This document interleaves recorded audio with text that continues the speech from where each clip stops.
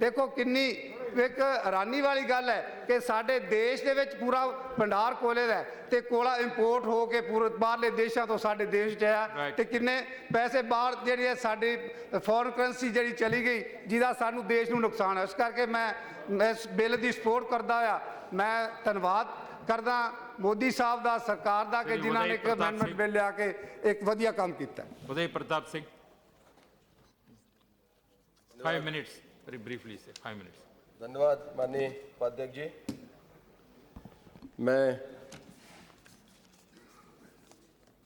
26 दिसंबर में जो सरकार की तरफ से एक ऑर्डिनेंस कोयला के लिए लाया गया था उस बिल पर कोयला खान विशेष उपवन विधेयक 2015 के समर्थन में बोलने के लिए खड़ा हुआ हूँ।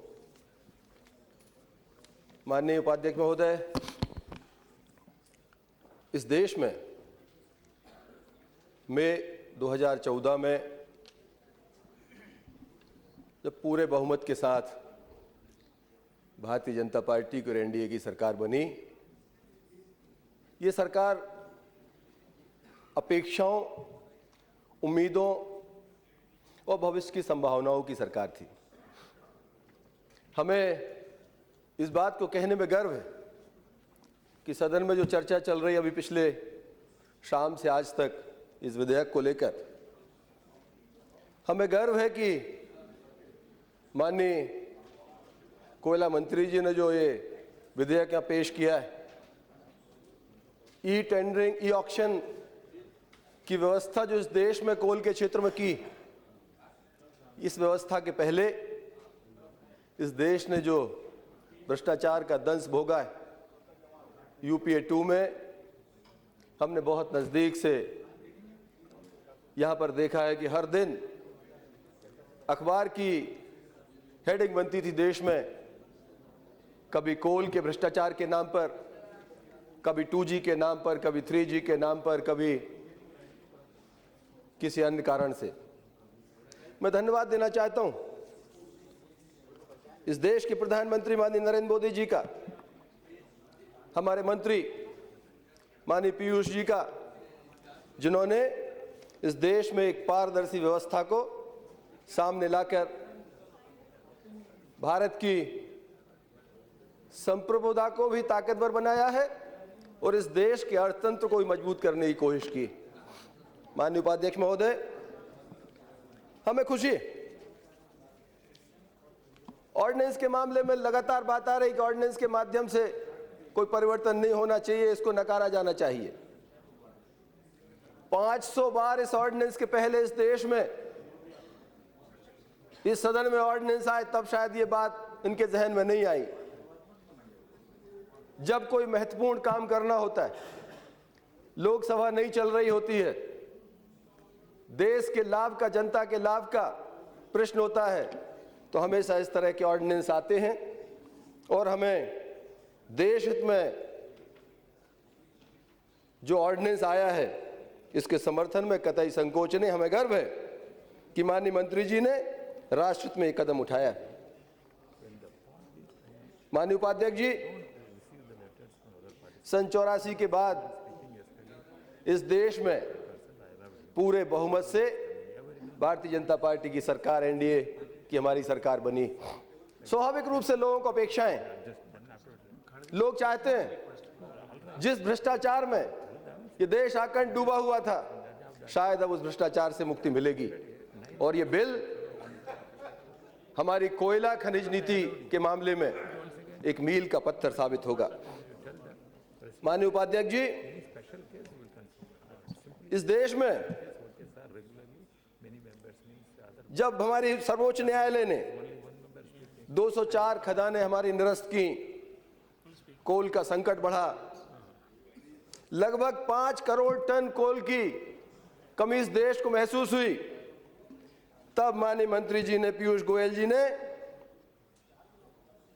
ये इस संकट को दूर करने के लिए इस बिल को सामने लेकर आए। उस समय कोल मंत्री जी ने कहा था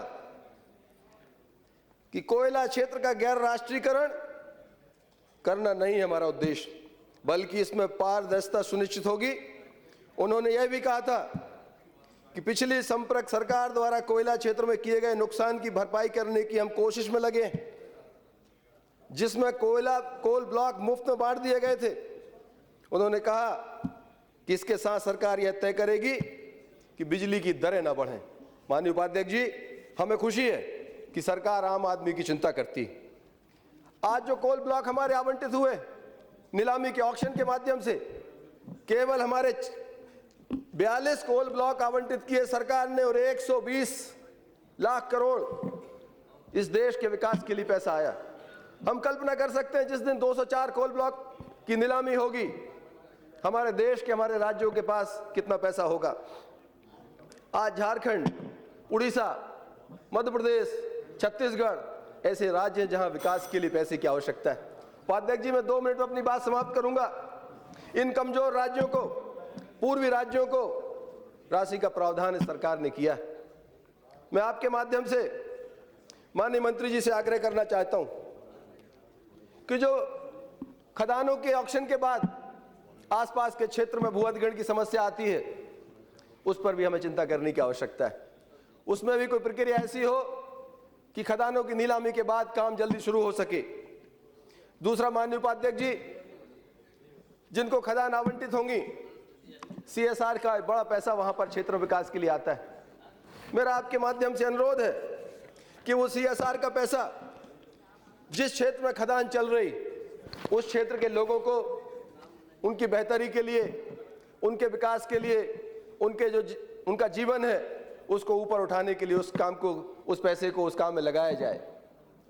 माननीय उपाध्यक्ष महोदय, मुझे खुशी है कि आज इस देश में जो एक पारदर्शिता की प्रवृत्ति हमारी सरकार ने सामने लेकर आई है, इस पारदर्शिता के कारण दुनिया की नजरों में देश की प्रतिष्ठा भी बढ़ी है, दुनिया की नजरों में भारत का सम्मान भी बढ़ा है और आर्थिक रूप से भी भारत इस प्रक्रिया के कारण संपन्न होगा।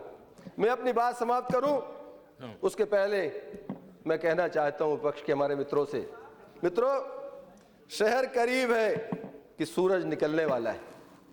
शहर करीब है कि सूरज निकलने वाला है। उठो कि रात का मंजर अब बदलने वाला है। मैं इस बिल का समर्थन करता हूं। माननीय उपाध्यक्ष जी, आपने समय दिया, बहुत बहुत धन्यवाद। श्री दुष्यंत चौटाला।